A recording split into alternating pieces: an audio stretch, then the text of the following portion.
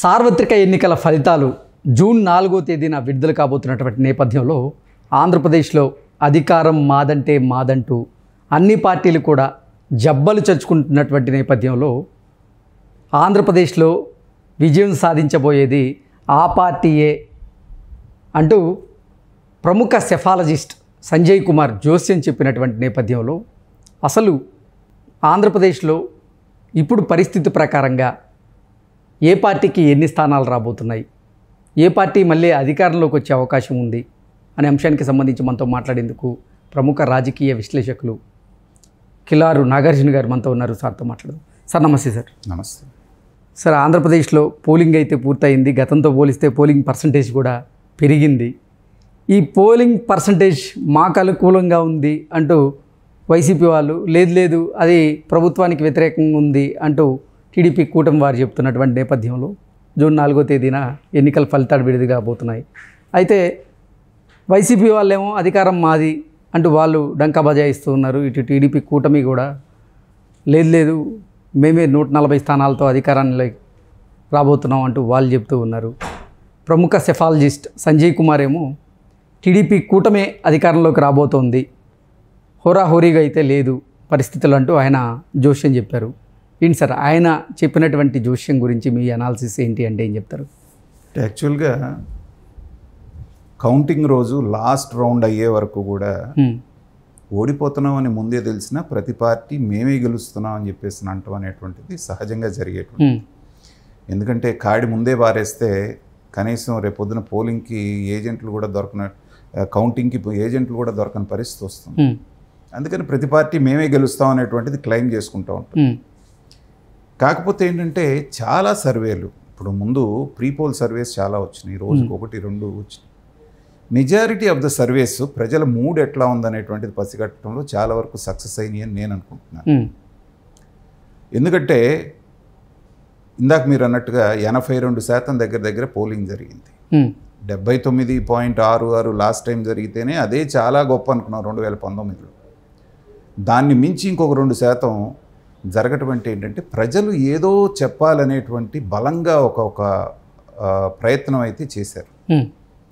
అది జగన్మోహన్ రెడ్డి గారు అభివృద్ధి లేకుండా కేవలం సంక్షేమం మాత్రమే ఇస్తూ ఉంటే ఆయన్నే మళ్ళీ గెలిపించుకోవాలని అయితే మాత్రం అంత పట్టుదలగా వచ్చి మిగతా సెక్షన్స్ చాలాసార్లు ఓటింగ్కి దూరంగా ఉండే సెక్షన్స్ కూడా ఈసారి ఉత్సాహంగా మనం చూసాం.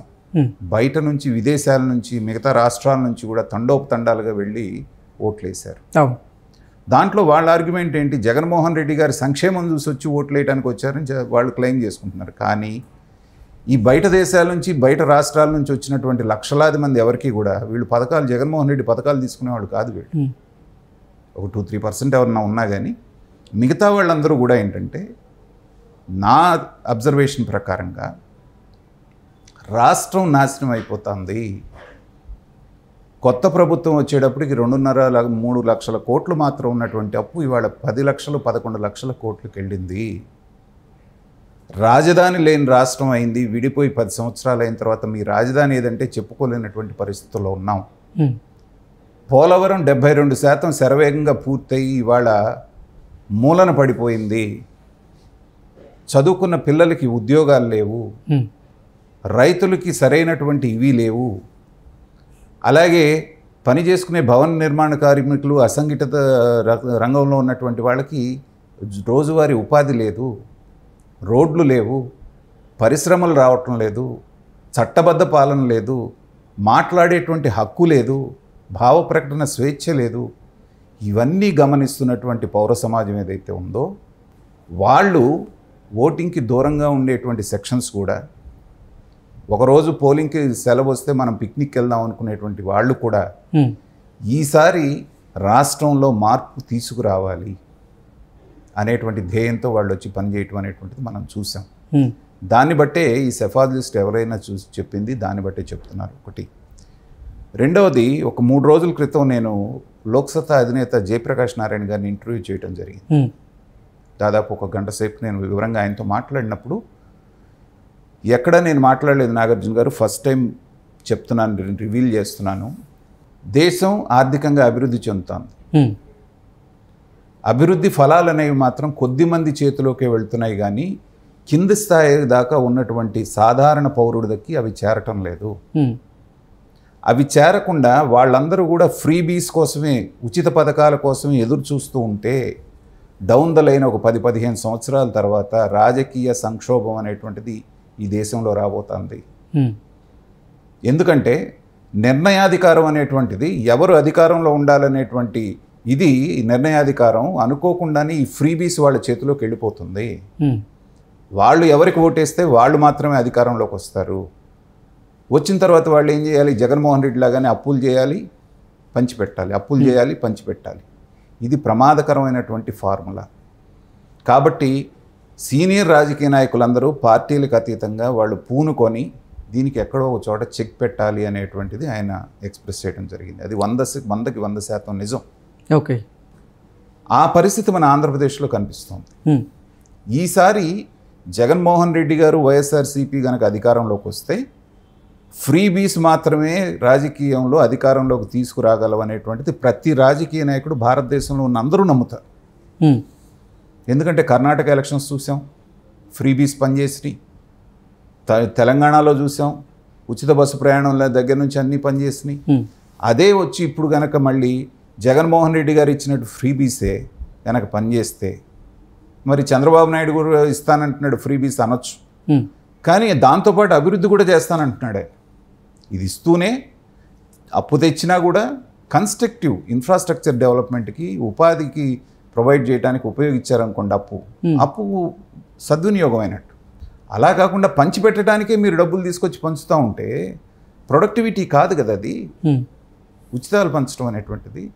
సో ఆ ప్రమాదాన్ని పసిగట్టినటువంటి పౌర సమాజం, ఎందుకంటే ఆంధ్ర జాతి, తెలుగు ప్రజలు అనేటువంటి వాళ్ళు చాలా విఘ్నులు అనేటువంటిది అనేక సందర్భాల్లో రుజువైంది. జాతీయ అంతర్జాతీయ స్థాయిలో కూడా తెలుగువాడు ఎక్కడున్నా కానీ నంబర్ 1 పొజిషన్లో ఉంటాడు. సో అలాంటి వాళ్ళు ఈసారి ఖచ్చితంగా విఘ్నతతో ఆలోచించి మన రాష్ట్రం పాడైపోతుంది, అభివృద్ధి లేకుండా అప్పుల ఊబిలో కూరుకుపోతుందని చెప్పేసి కంకణబద్దులై పట్టుదలగా వచ్చి ఓటేసి మార్పుకు శ్రీకారం చుట్టారు. కాబట్టి మీరు చెప్పినటువంటి ఆ సర్వే కానివ్వండి, లేకపోతే అనేక సర్వేలు చెప్పినట్టుగానే మార్పు అనేటువంటిది రాబోతోంది. జనాలు పెద్ద ఎత్తున మార్పు కోసం ఓటేశారని నేను భావిస్తున్నాను. ఓకే, ఏంటి సార్ టీడీపీ కూటమికి ఎన్ని స్థానాలు వచ్చే అవకాశం ఉంది?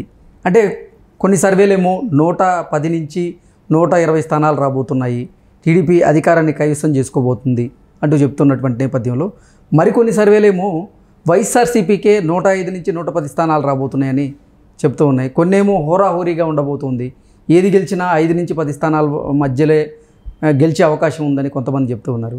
టీడీపీ నాయకులు మాత్రం, టీడీపీ శ్రేణులు అలాగే కూటమి శ్రేణులు మాత్రం 145 స్థానాలకు పైగా కూటమి గెలవబోతుంది అంటూ వాళ్ళు ఢంకా బజాయిస్తూ ఉన్నారు. అసలు ఏంటి? ఎవరు వాళ్ళు క్లెయిమ్ చేసుకోవడం అనేది సాధారణమే, కానీ ఒక రాజకీయ విశ్లేషకుడుగా నాకున్నటువంటి అనుభవంతో నేను చెప్పేది ఏంటంటే 110 స్థానాల నుంచి 120 స్థానాల మధ్యలో కూటమి అనేటువంటిది అధికారంలోకి రాబోతోంది, నంబర్ 1. ఓకే, కానీ బలమైనటువంటి ఆకాంక్ష, నేను ఇందాక చెప్పాను మీకు, మార్పు తీసుకురావాలి అనేటువంటి బలమైనటువంటి ఆకాంక్ష అయితే కనిపించింది. అది ఏ రూపేణా ఎంతవరకు ఎంత తీవ్రతతో ఉందనేటువంటిది మాత్రం మనం అంచనా వేయటం అనేటువంటిది కొంచెం కష్టం. ఓకే, అది కనుక బాగా తీవ్రంగా పనిచేసి ఉంటే మాత్రం వాళ్ళు అన్నట్టు 150 40 వచ్చినా 150 వచ్చినా ఆశ్చర్యపోవాల్సిన పని లేదు. కానీ ఖచ్చితంగా 110 నుంచి 120 మధ్యలో అయితే మాత్రం కూటమికి రావటం ఖాయం, వాళ్ళ అధికారంలోకి రావటం ఖాయం అనేటువంటిది నా అభిప్రాయం. Okay sir, thank you so much. Thank you.